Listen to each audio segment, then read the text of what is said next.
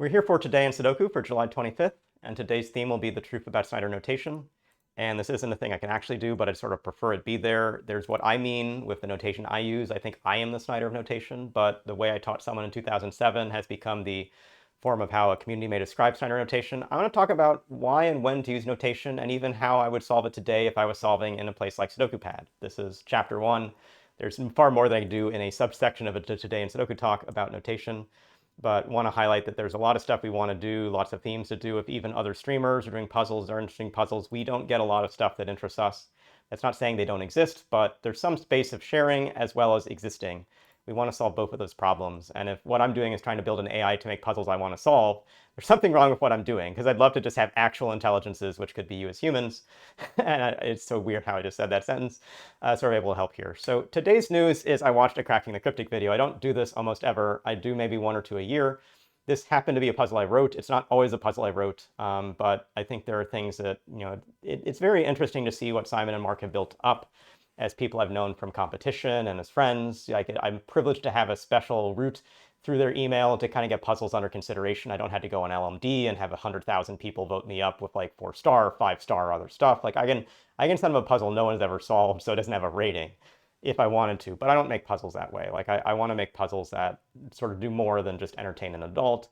But for sure, I wanted to make this puzzle to really give something special to Philip Newman, and he has a history of writing pie puzzles. And the hardest thing I have to swallow is allowing pie puzzles in sight when I really like town puzzles. And it's kind of like spaces and tabs or dogs and cats. Like pie and Tau is a question in my list. And so this is a fun puzzle, and I watched how Mark went about it, and I did not have fun in watching the solve. And so that's where we get to the topic, the truth about Snyder notation. This starts by showing how others have challenges with their use of notation, and maybe things are thinking wrong about what notation does and when it does and all those things. And then we're going to get to some of the modern modes of Snyder notation with the trademark.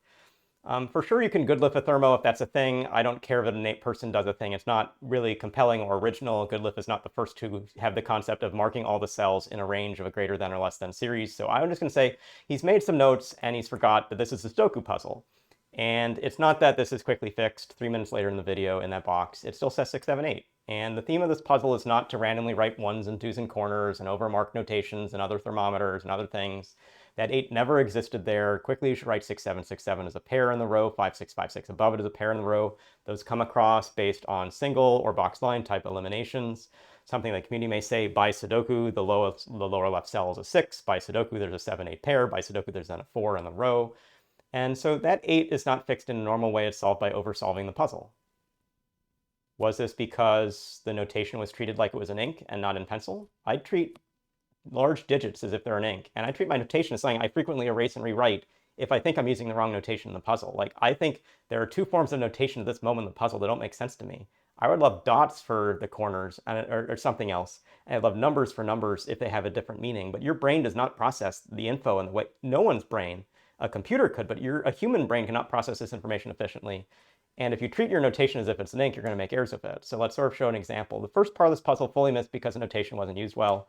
The second puzzle may have been missed. I don't want to comment about it, but for sure, if you care about pi even, the first number of pi is 3. Let me show you an example for 3.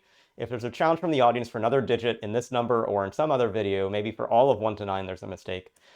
This cell, which was a 3, 4 value cell when I first showed this picture, when you place the 4 in that row, you want to look by Sudoku at the rest of that row, 1, 2, 3, 5. There's 1 and 2 in a column, 5 in the box. If all the Sudoku rules and not Latin square rules are being followed, that 5 cannot exist there. So if I made a Latin square puzzle, I'd be very happy this looked there. Sudoku is special because of the box constraint, and Mark was box blind at this moment. And I make this error too. The question for you all is, if this is about 20% of the time in this video, at what point in this video is that error fixed? It turns out it never is. Like, there's never a time he looks back at 3s or 5s or notation to meaningfully do something in that corner of the grid. He's looking at quintuples and sextuples. He's making a statement that embarrasses me as an author. Please don't make me pencil mark everywhere. If you're doing that in a Thomas Snyder puzzle, it's not on me. All I gotta say.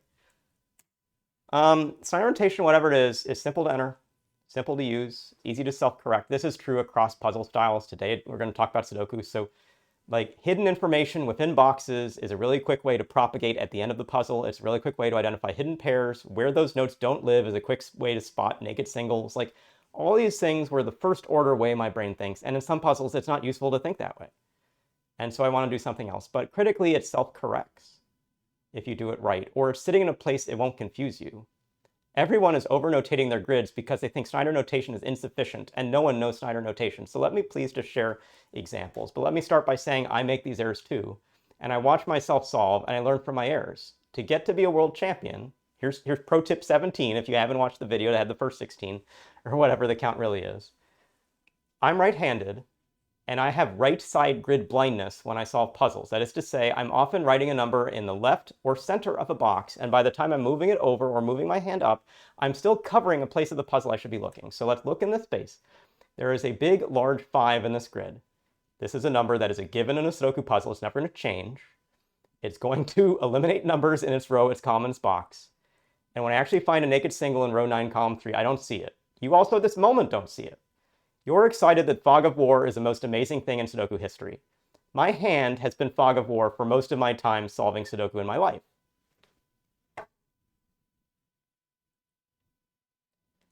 I write a notation in box 8.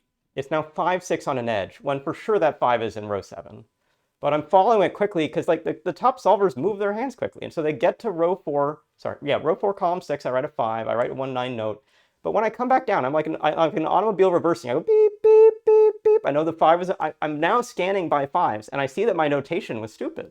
And I don't bother to erase it. I just write a 5, 6, and then I'm like, 6 is now where I follow the trail. Like, so while I had a sticking point to get that 5, I misnotate and then fix notation in the same sweep of searching that puzzle. And so this 15-second section of thinking of how to solve a classic Sudoku would change everyone's life if they fully understood it. But just that I made this error accidentally. Like this is a 2-hour, 30-minute video with no cuts. I was just talking to a camera in 90 minutes and I'm solving this puzzle. I did not intend this error. When I look back at it, I've watched this video a few times because it's really awesome. I made this error. And so I want to tell you that this is saying that there's always things to note about your notation. So ink is good, notation is pencil, erase your pencil a lot. It's probably wrong.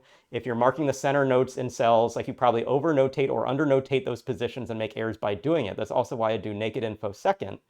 Is marking 1, 2, 5, 8 in a cell. I might have marked 1, 2, 5 in a cell and missed it, and 8 still can go there. And now I'm suddenly excited by my solve, and it was wrong. So mind already blown, but I really just wanted to talk about the puzzle we posted yesterday, Nothing to Hide. This for sure is a very revealing puzzle in lots of extents. This was a challenge puzzle I gave myself after my SudokuCon talk. This may be the only puzzle I just talk about in the next instance of SudokuCon in Europe in 2026, because there's so many different kinds of themes I can tell about through just this story. One of it is how I think the Sudoku experience should have something for beginners and something for experts, and I wouldn't actually do it this way, but if your 5-year-old solved the lower left for you and you were left the other 40 numbers all for yourself, and your child is off playing with the dog and doing all sorts of other things before you actually finish the puzzle, that's still, they had a little bit of a Sudoku experience with their parent, and you're actually getting a Sudoku you want to be solving. And by Sudoku, I mean a Sudoku. Like, I don't have to say classic before. Like, I mean this. This is a Sudoku. This is art. This, like, a Japanese publisher should want this, even if it had 41 givens. But your kid gets it to 41 givens. Gets it from 32 to 41 givens. This is also a very compelling puzzle to then talk about notation, because as I said, it can't have a hidden single. So hidden single, and this is not my notation. My notation is a 1 on the edge, a 2 on the edge, a 4 on the edge, a 3 on the edge. Sudoku Pad doesn't let me do this. But there are only 4 spots you can even write a Snyder notation in the traditional form in this grid. That means you're not close to a pair. You could look for triples, you do other stuff, but like continuing to look from a hidden sense, like I'm looking at numbers for numbers, but without considering geometry, is pretty useless. So my step 2 then is saying I'm going to Snyder notation 2. I want to look for by value cells. I would bet my life that they only exist in what I've shaded, but I'll actually show you by, if you look everywhere, these are the only 2 by value cells in this puzzle. The most interesting one is in row 6, column 6. It's a 6, 9. That clues most people into where to next look, but there's a 4, 5, 7 in the other spaces. But this also isn't very close to a thing. I'm not suddenly notating all the 3 value and 4 value and 8 value cells. I'm not looking for a quintuple here. Like at most there are quads in puzzles, but you have to be equally strong in hidden and naked solving for your ceiling to be a quad. If your ceiling is still a sextuple, you're not good on the other side of Sudoku solving from numbers-based thinking. You know, if you want to be a world champion, keep that in mind. Now, I have something a Sudoku Pad I never have on paper, which is color. And there's always this thing in my head of, I love using numbers in boxes. How do I make Snyder notes in rows or in columns when they're across boxes? So thinking outside the box, color lets you make Snyder notation outside of the box. And if we look at this puzzle, the 4s aren't useful, but the 5s and 7s are digits to consider. Across all the puzzles this week, there have been a lot of X-Wings. They've never really been useful. Well, you could have used them, but they don't have to be useful if you start from certain modes of looking. But they stand out. If you ever looked at the digit 5 together, you probably wanted a good way to mark something in those pink or magenta cells, because the upper left, lower right, or the upper right, lower left do a thing. And if you're really into Sudoku or really into Star Wars, you might be excited to know that's an X-Wing. I don't care it's an X-Wing, that's its name, but this is the pattern to recognize in these grids. It's there vertically too, so how are we going to mark this? Because if we fully shade that cell, we're going to think it's almost full. Sorry, we're going to think it's full. We want to think it's almost full. And this is something Sudoku Pad actually lets you do. It's now been adopted by other tools, but the first and only place I saw it was in Sudoku Pad. So I credit Sven a lot, as well as the community. I don't know sort of who said, let's do it.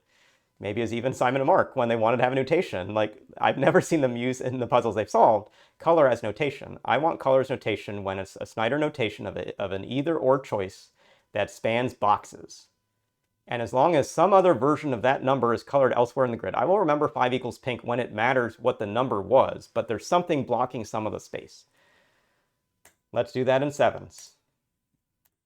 7s have that same thing vertically. They've got the same thing horizontally. In one of those horizontal spaces, you fill in those cells fully. That is now a pair 5-7. That leaves behind a 4. The other Snyder note from version 1 moves to the left. It was on an edge. If I could have marked it in the grid and not erased it, it's now gone, and you can solve a lot of the rest of the puzzle from here. You should be able to just buy Sudoku for the next 39 steps. It'll be fine. There's a different way if you go to like Sudoku Wiki and other places this will be solved, because it doesn't cleanly think in this mode before it does other stuff. So what it will do is like an X-Wing to eliminate a candidate here. So a place I've never really looked. This is a 5-8-9 at the start of the puzzle, if you care. An X-Wing in the 5s, the pink X-Wing here or here, makes this an 8-9. This 8-9 with this 8-9 removes an 8-9 from this cell. And that being done, we now have 1, 3, 4, 5, 6, 8, 9, 8, 9, and by another X-Wing, a 7 gone. Only 2 is left here. I don't want to say I love this puzzle because a 2 goes there because of all those hoops, but if you got there too, you're also a brilliant solver. I want the 4. Mr. Menace on our Discord was the first to propose a path to the 4. He didn't show the colors to get there, because again, the notation I've never seen someone use in this clean of a form, but he had a really compelling description. He's been trying to make puzzles to sort of outsmart Dr. Sudoku, all this stuff. Like, I love seeing people engage in this community. I think there's a lot we can do as a whole community, not just on my site, to make Sudoku awesome. And I really appreciate Simon and Mark for really opening the door, even if they don't know how to solve puzzles as well as I do, but who does? There's a rest day for me coming up. Today's puzzles are by Dr. Sudoku. They answer this question people ask all the time, not why or who makes the puzzles, but how can you make a puzzle? I make Sudoku, classic Sudoku, in 5 distinct ways, and this is the most recent one. And just like the coloring that you just saw as a new form of notation, I think this is an idea I've not heard generally in the Sudoku space, but it is an important idea in life, and so I'm really excited to share it. Until then, please try to prove your intelligence in any way you want to. You can like, you can comment, you can subscribe, you can solve, you can construct. We're really looking for people who've played GAS before and maybe haven't known how to enter in our Discord and just share a story there. Like the authors, Clover, Philip, and Bill, will really love hearing those things there. And I want to share my next favorite thing here is like this puzzle and this video series was motivated by the prompt, open the door, get on the floor, everybody walk the dinosaur. They love dinosaurs, and dinosaurs are for anyone who can solve the puzzles. So you may think Grandmaster Puzzles is about racing. For some people it is, but we're really also about that dinosaur. So please open the door and walk the dinosaur. We'll see you soon.